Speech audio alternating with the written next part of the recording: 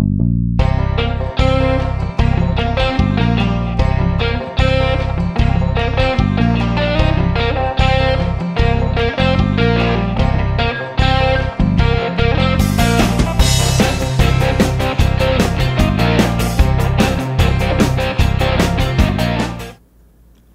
pessoal, sou a professora Áurea Santos e estamos aqui de volta com a continuação da disciplina Inglês Instrumental 2 para técnico em secretariado na modalidade EAD. Essa nossa segunda videoaula, ela vai compreender as unidades de 8 a 14. Na unidade 8, nós começamos falando do clima, como está a temperatura e vocabulário relativo ao clima. Então, a unidade 8, ela fala the weather, ela fala sobre weather, que é o clima. E nessa unidade, vocês verão alguns termos que são usados quando vamos falar sobre o clima. Por exemplo, weather report, que seria os relatos, os relatórios sobre o tempo. Weather forecast, que seriam a previsão de tempo. A previsão sobre o tempo, se vai chover, se vai fazer sol. Weather Channel, que é o canal do tempo. É muito comum você encontrar canais do tempo nas TVs pagas, nos canais fechados. Então, Weather Channel são os canais do tempo, os canais que passam uma programação toda relativa ao clima. E uma forma de você usar o termo weather é fazendo a seguinte pergunta. What's the weather like in Teresina, por exemplo? Como é o clima em Teresina? E aí você pode responder falando sobre o clima, se é frio, se é quente, se é chuvoso. Um outro tópico que nós encontramos é o Present Continuous Tense, que é o tempo presente contínuo.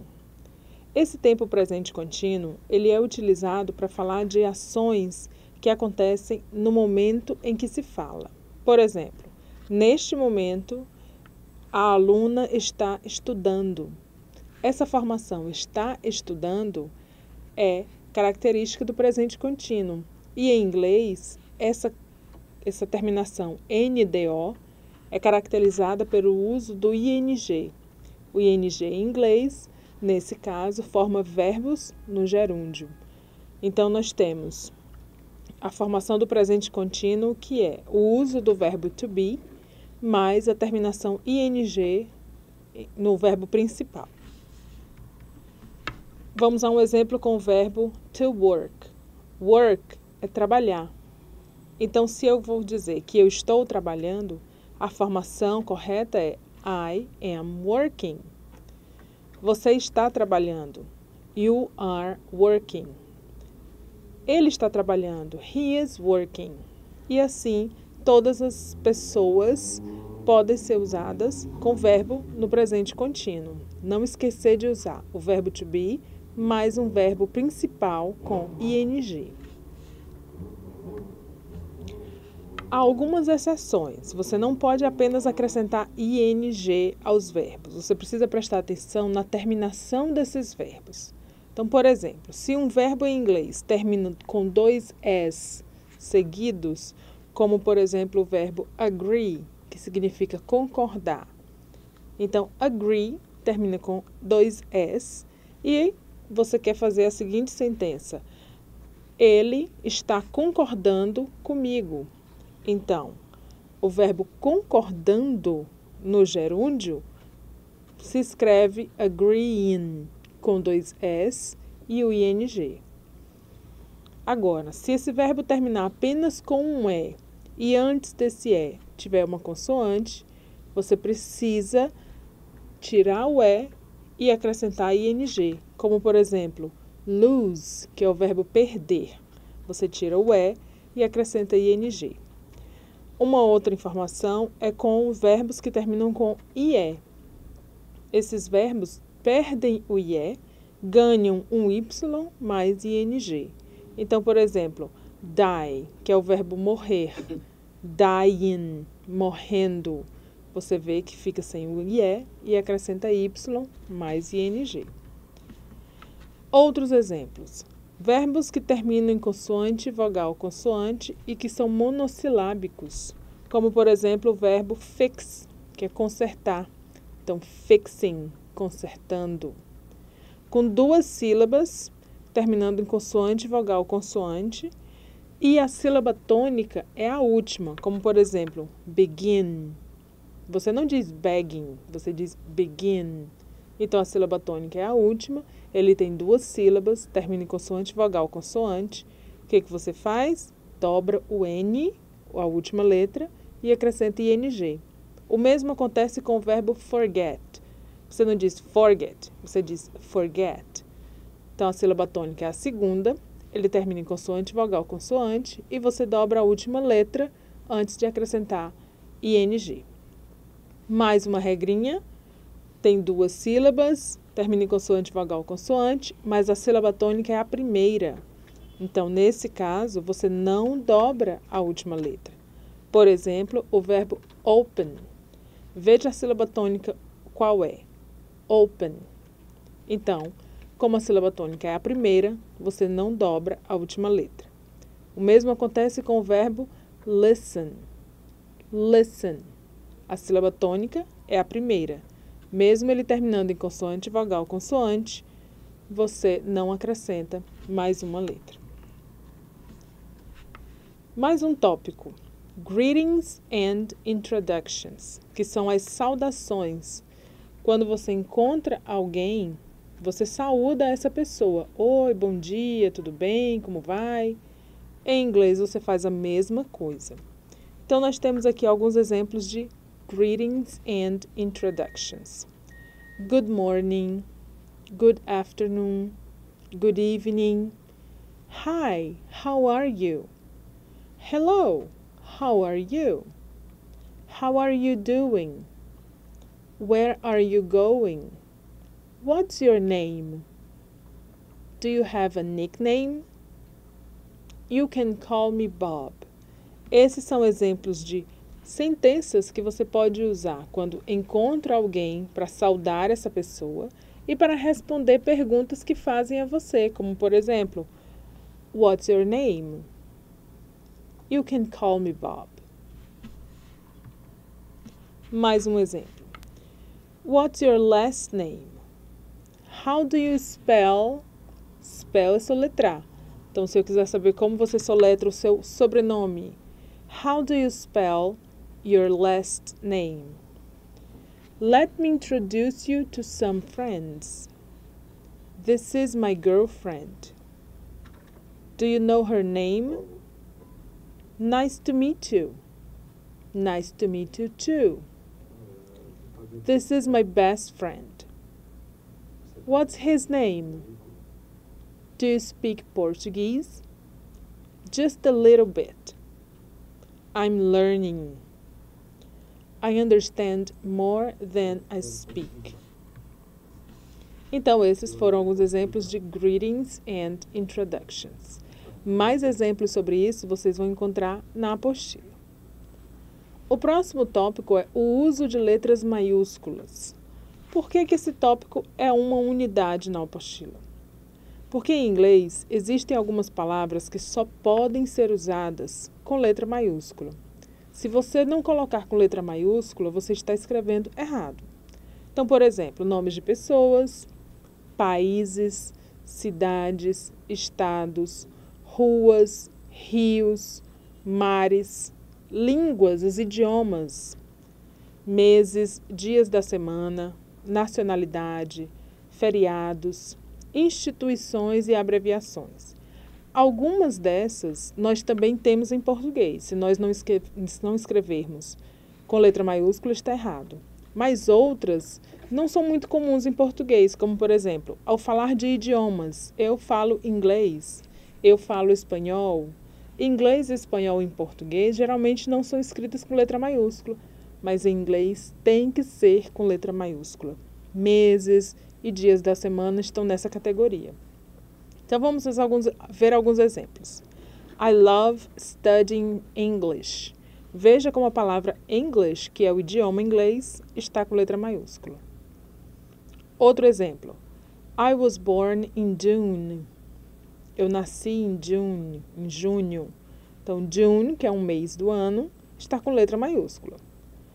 I go camping every Monday and Friday. Eu acampo toda segunda e sexta. Segunda-feira e sexta-feira estão com letra maiúscula. I am Brazilian. Eu sou brasileira. E brasileiro aqui, nacionalidade, letra maiúscula.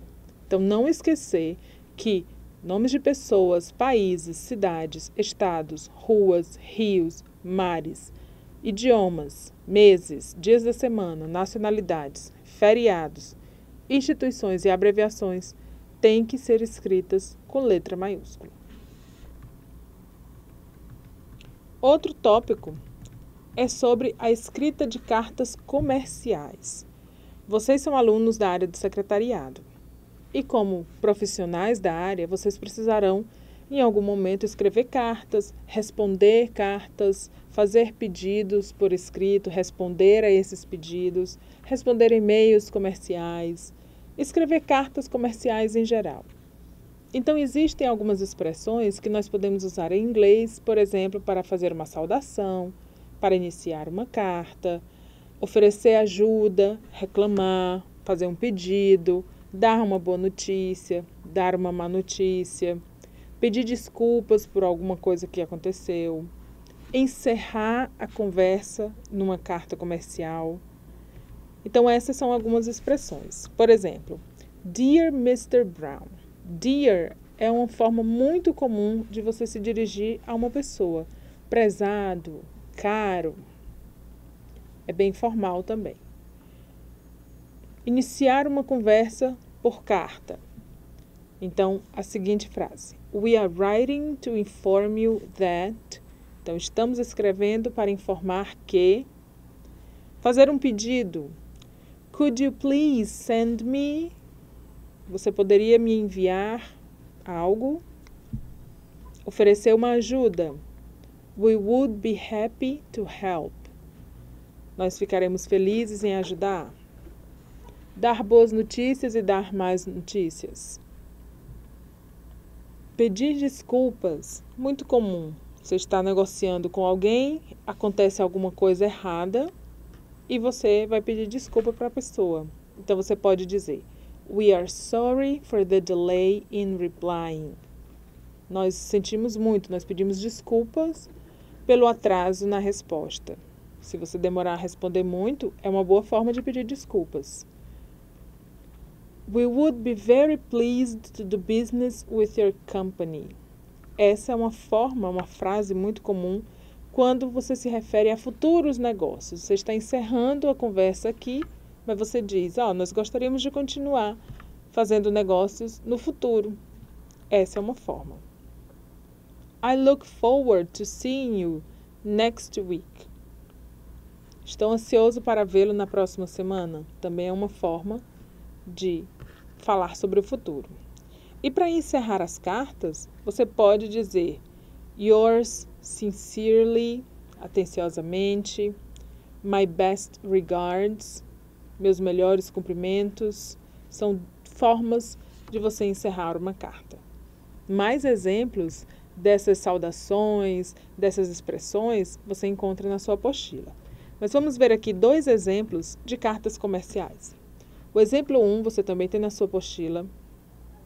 É uma carta que foi enviada por Bob para Mr. Tom. Então, olhe como ele começa a carta. Dear Mr. Tom. Prezado Sr. Tom. I am writing to inform you that we've received the goods in a perfect state. Então, ele começa dizendo, eu estou escrevendo para informar que nós recebemos as mercadorias em perfeito estado. I would be grateful. Eu ficaria muito agradecido if you could send me the same order of the same product. Então, eu ficaria muito agradecido se você pudesse me enviar o mesmo pedido do mesmo produto. Ele começa a carta e logo a seguir ele faz um pedido. Próximo. I would be very pleased to do business with your company again. E aqui ele encerra se referindo a um futuro negócio. Eu ficaria muito feliz de fazer negócios com sua empresa novamente.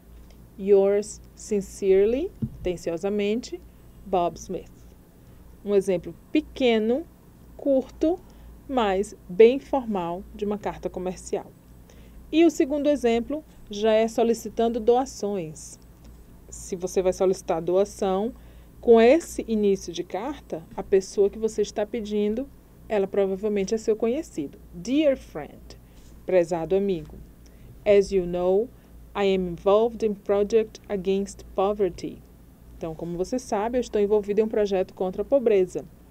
I am proud to be a member of a group that raised over $500 for charity last year alone. Então, eu sou muito orgulhoso de fazer parte de um grupo que arrecadou $500 para a caridade no ano passado. Então, a seguir, você vê mais algumas informações sobre essa carta e veja como termina a carta. Respectfully yours. Também é uma forma de dizer atenciosamente. Não temos quem escreveu a carta, mas é só um exemplo. Então, aqui nós encerramos a nossa segunda videoaula, que compreendeu as unidades de 8 a 14 da sua apostila. Até a próxima!